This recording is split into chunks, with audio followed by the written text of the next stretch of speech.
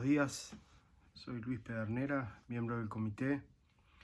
Quiero dejarles un saludo en particular a DNI Américas y la sección de Defensa de los Niños Internacional de Costa Rica. Agradecerles esta invitación y la posibilidad, aunque sea a través de un video. Bueno, en estos momentos no puedo participar en vivo. Y agradecerles la posibilidad de acercar alguna información general sobre estos 10 años de funcionamiento del protocolo de comunicaciones individuales. Como dice la actividad, el 14 de abril de este año, el tercer protocolo celebró 10 años de su entrada en vigor. Eso se produjo porque Costa Rica fue el 10º país que depositó el instrumento para la ratificación, y a partir de ahí se logró la cantidad necesaria para que el protocolo entrara en vigor.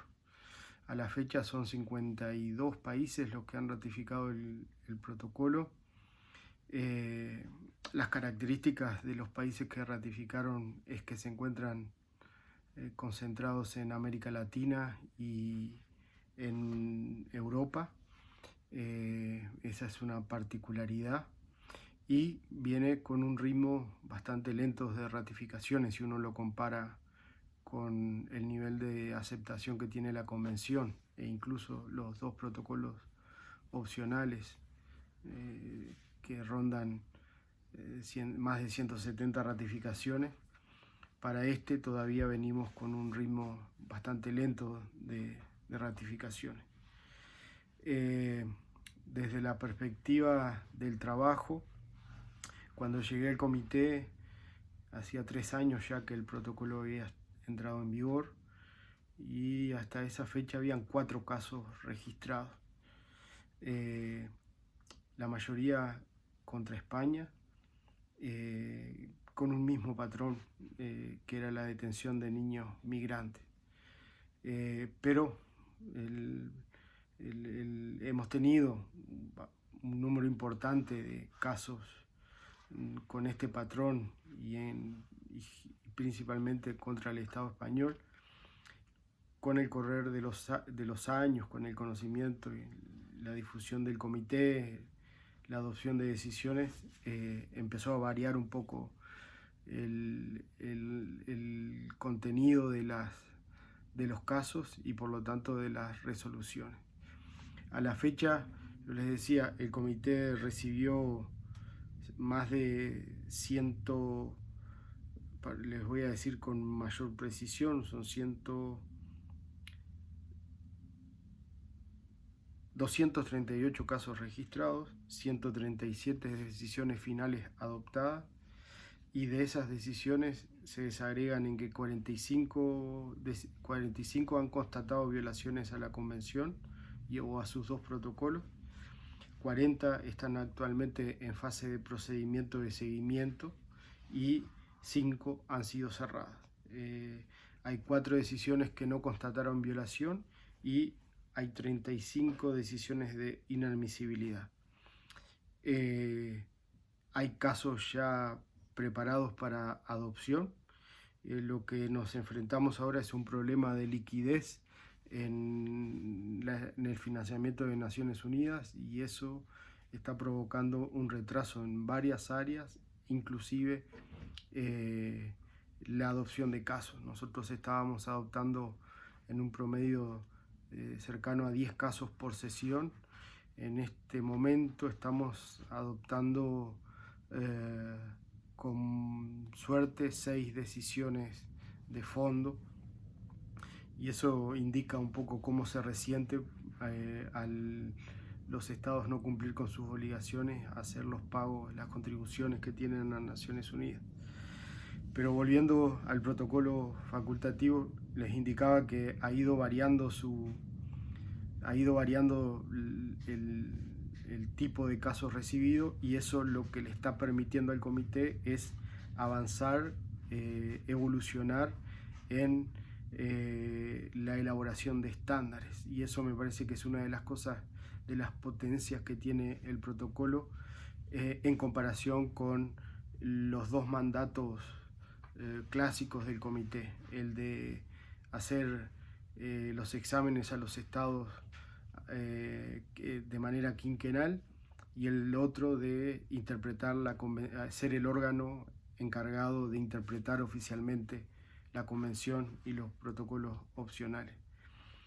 En ese sentido, lo que tiene el protocolo es que permite una interacción con el Estado mucho más profunda que lo que ocurre con las recomendaciones mediante los exámenes.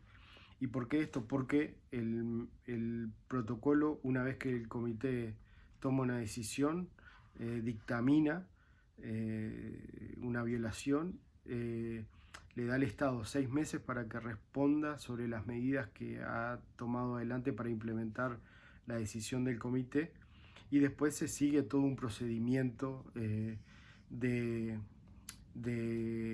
diálogo para monitorear de cerca el cumplimiento.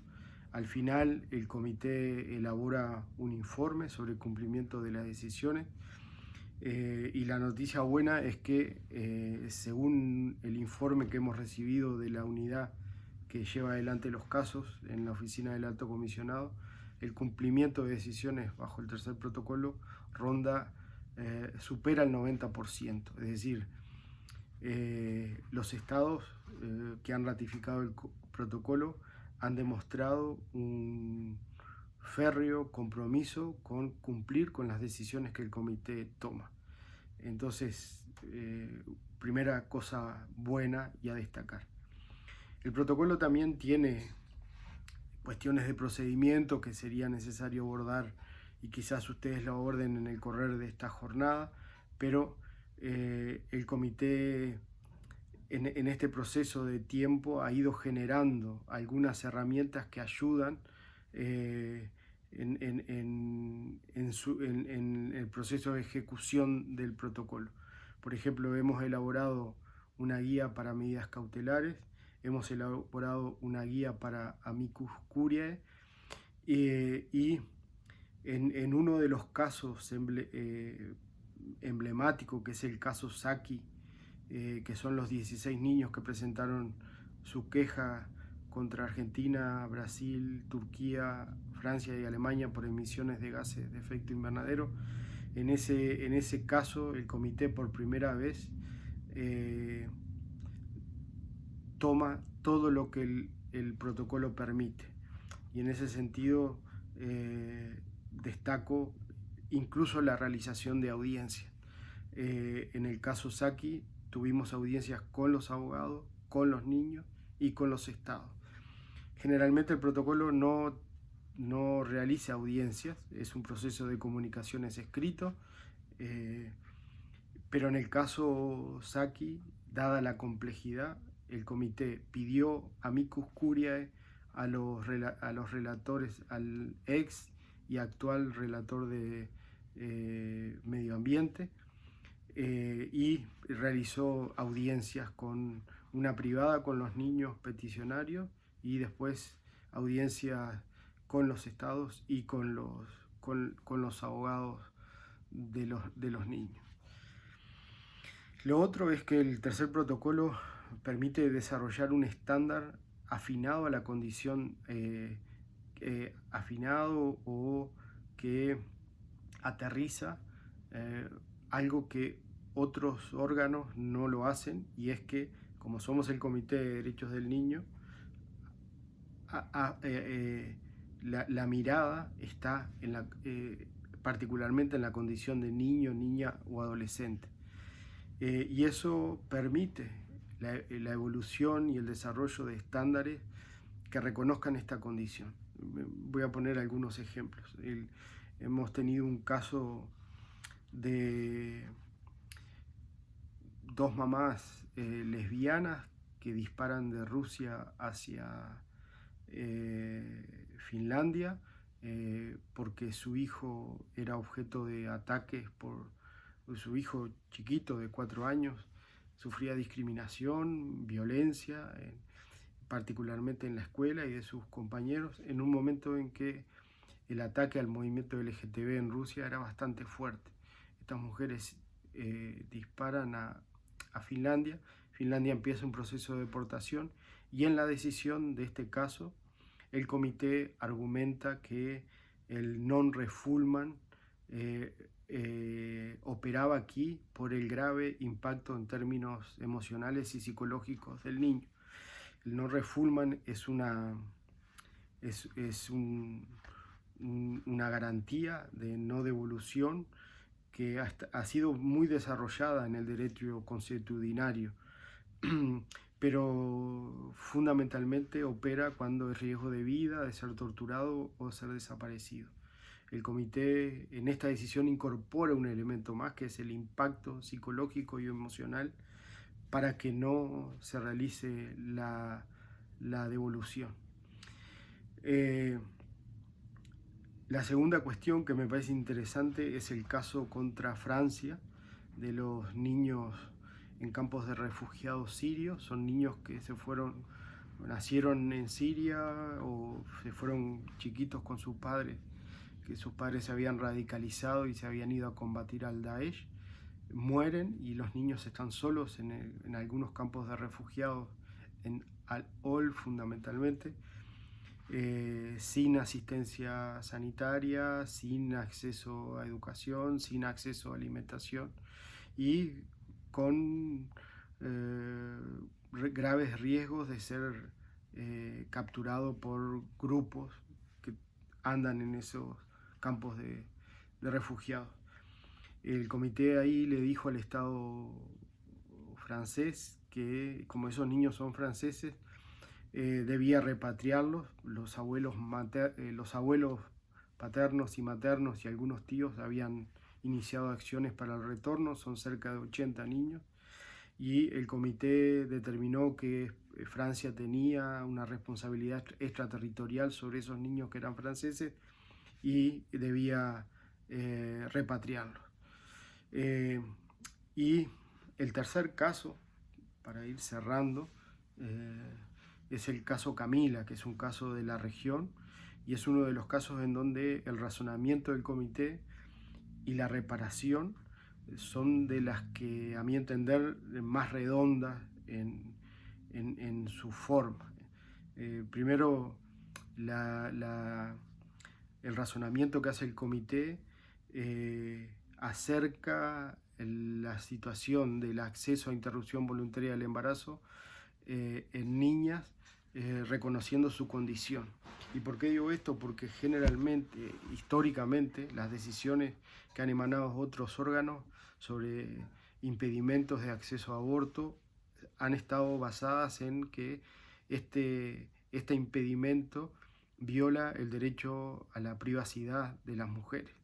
Nosotros estábamos frente a una niña que había sido violada desde los 7 años por su padre, a los 13 queda embarazada, una niña indígena del interior de Perú, va al sistema de salud, pide aborto por violación, el sistema de salud no la escucha, y ella tiene un aborto espontáneo y como frutilla de la torta, un fiscal y un juez la criminalizan.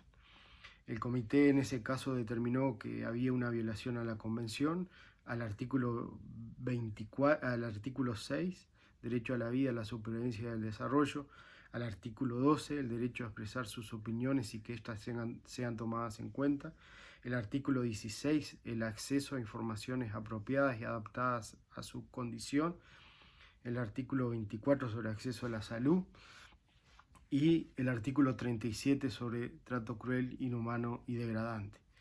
El comité determina esa violación, hace un razonamiento que afina la mirada a la condición de niña, nos apartamos, si bien constatamos una violación a la vida privada, pero fue porque la forma en que irrumpe la policía cuando la va a buscar para criminalizarla. Pero lo que decimos es que aquí se violaron derechos que no necesariamente parten del razonamiento clásico que han hecho otros sistemas de protección de derechos humanos y otros órganos de protección de derechos humanos. Pero también la reparación, les decía, es la de las más afinadas que, a mi entender, hemos escrito en el comité. Ahí se ha planteado una asistencia psicológica para Camila, para que pueda sobrellevar esta situación. Se le ha indicado que el Estado debe reparar con una indemnización monetaria y que le debe ayudar en el proceso de integración. Esta niña fue muy discriminada en su comunidad, al punto que no vive en la comunidad en donde nació y vivía. También le ha planteado el cambio de algunas normas internas, como por ejemplo el protocolo que tiene el Ministerio de Salud para el acceso a aborto, además de plantearle que debe despenalizar el aborto en todas las circunstancias. Para ir cerrando, el protocolo nos permite varias cuestiones, como les decía, un mayor seguimiento de la situación. El protocolo aterriza una mirada de niño, que esa es su principal contribución. Lo que percibo es que hay otros órganos que miran lo que el comité dice para tratar de tomarlo como el órgano especializado en la condición de niños. Lo otro es el tiempo. Nosotros tomamos las decisiones, aunque no estamos satisfechos, pero en un promedio de 2 años. Por ejemplo, Camila fue planteado en el año 2021 y la adopción del caso fue 2023. Es decir, es un periodo de tiempo razonable, aunque a nosotros nos gustaría bajar más aún este plazo dentro de lo que son los plazos en los sistemas de protección de derechos humanos. Es un plazo bastante corto. Y me queda finalmente el mecanismo de investigaciones que está planteado en el artículo 13 del protocolo. Esa es otra posibilidad, un poco más flexible que el protocolo, donde hay requisitos de admisibilidad bastante estrictos y formales, que están en el artículo 7, pero el mecanismo de investigaciones individuales permite que el comité, una vez que tome conocimiento de violaciones que pueden ser graves o sistemáticas, pueda abrir una investigación al Estado, una investigación confidencial. Tenemos 2 investigaciones cerradas. Todavía no puedo decir cuál es la segunda, pero sí decirles que la primera fue a Chile. Sé que Jorge Cardona va a estar en este evento, puede adelantarles algunas cuestiones. Y bueno, por ahí dejo un poco planteado y en el aire algunas cuestiones. Me gustaría haber podido participar, no es posible, pero suerte. Gracias por difundir el trabajo del comité. Necesitamos que América Latina y Centroamérica continúen las ratificaciones. Tenemos pendiente Colombia, Venezuela, Surinam y Guyana, y en Centroamérica Nicaragua, Guatemala, Honduras, que todavía no han ratificado, y todo el Caribe, que es un enorme desafío. Éxitos hoy en la jornada, un saludo y hasta pronto.